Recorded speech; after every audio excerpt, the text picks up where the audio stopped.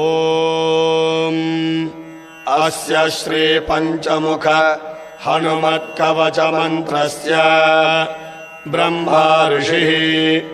गायत्री छन्दः पंचमुख विराट हनुमान् देवता ह्रीं बीजं श्रीं शक्तिः क्रौं कीलकं क्रूं कवचम् क्रैं अस्त्राय पटे इति दिग्बन्धः।